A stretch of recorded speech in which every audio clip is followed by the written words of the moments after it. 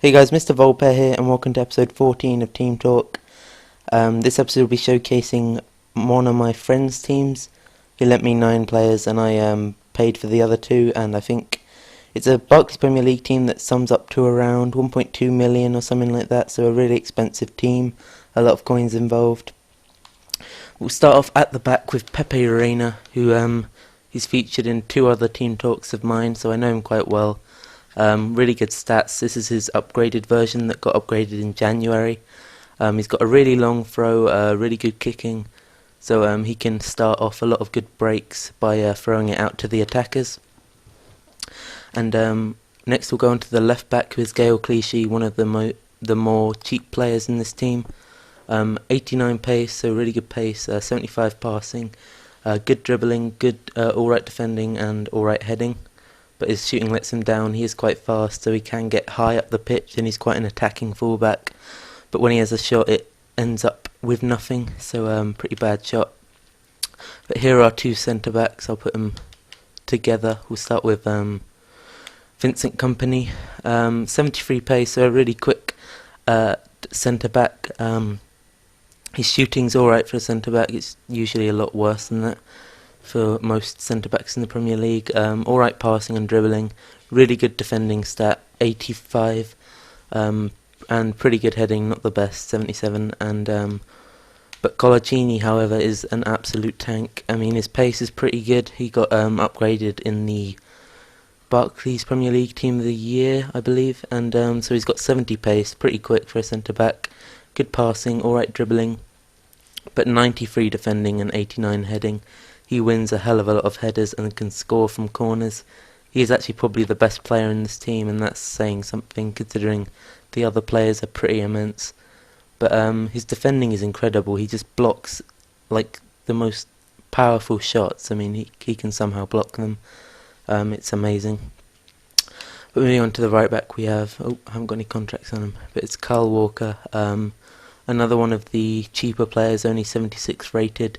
93 pace, so really quick. He's got an alright shot on him, alright passing, and his defensive stats are pretty decent, not too bad. But if you have enough money, you can buy the Team of the Year Walker, who is got better defensive stats and a pretty good shot as well. Moving on to the other players, we're playing a left mid at right mid. We're playing Stuart Downing, orange. He was upgraded, I think, after the Carling Cup final, and his stats are pretty good. He's got alright pace, 85 pace. He probably doesn't deserve 85 pace. He's not that quick. His shooting's alright. He's got a pretty decent long shot, despite not being able to score in real life. His passing's actually really good. Good dribbling, only 3-star skills. I think he'd be a really good player if he had 3-star skills. But in this formation, the wingers don't really seem to affect the play much, so you don't really notice him very much. The other winger, however, is Adel Tarabt, QPR. This is his in-form version, not the quickest, only 83 pace. I mainly got him so we can have a 5-star skiller in the team. He's actually got a really good shot, despite it only being 80. His shooting's actually really, really good. And obviously amazing dribbling to go along with his 5-star skills, so he can beat a lot of players. And the centre mids, we have Scott Parker and Mikel Arteta. We'll start with Scott Parker. He's an absolute tank of a player.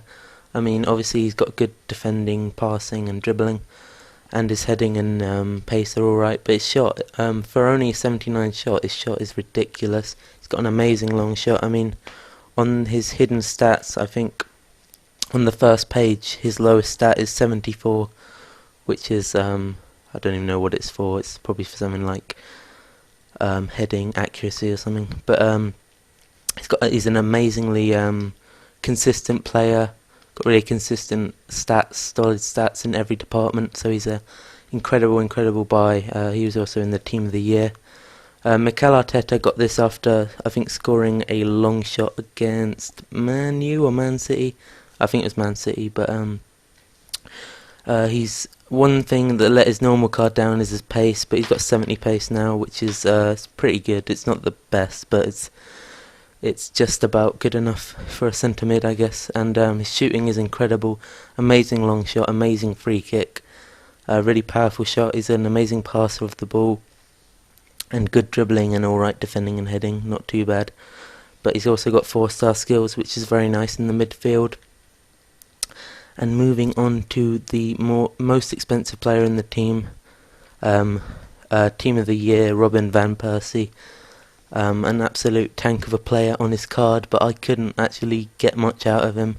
I didn't have a lot of fun playing with this team. The excuse I'm using is the formation wasn't right, but I don't know what it is. I think if you have a high-rated team, FIFA handicap you. I think that might have been it, or I was just crap with it. I mean, I can play with like a 10k team that I made, but with this one, I couldn't pull together a win. I scored a few nice goals, but it weren't very consistent. But as you can see, one thing that let his normal card down was his pace, but his Team of the Year has got amazing pace, 86. I think it's 79 normally, so a vast improvement.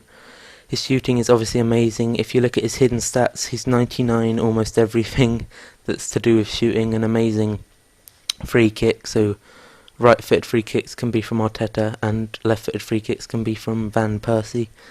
He's got alright heading. That was another thing that let his card down, his normal card, but his headings are pretty good considering he's quite tall and quite strong, and the added heading accuracy that has come with his Team of the Year has helped him score a lot of headers from corners and stuff. And he's also got decent passing and dribbling and 4-star skills. And up front, I decided to get Bastos. I mean, the players I got were Adel-Tarabt and Bastos in this team. And as you can see, you probably haven't heard of him. Originally, he's a 70 rated card, and his in-form Team of the Year version went up an amazing 17 ratings, I guess. He's got pretty good pace. That was one thing that let his normal card down. His pace was atrocious, but he's a bit quicker with his Team of the Year. His shooting is like Van Persie's, very good. He's got almost 99 everything. His volley, his shot power, his long shot, his finishing, I think they're all in their high 90s, but his other stats aren't as good. His passing's pretty decent, not the best. His dribbling's okay. He's only got 2-star skills, I think, which is pretty awful.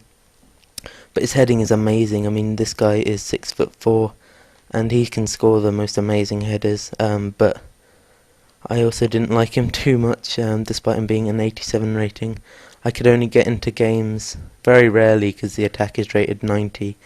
So a really high rated team, but that's what it is.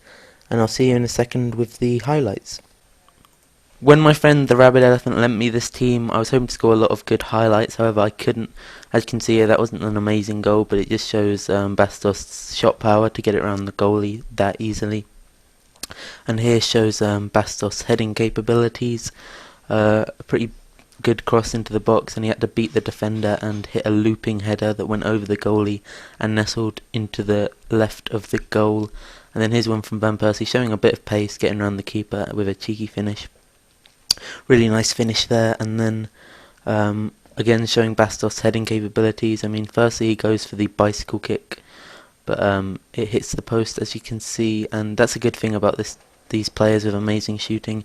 If you manage to hit a bicycle kick, usually they like scuff the bicycle kick, but these guys don't do that.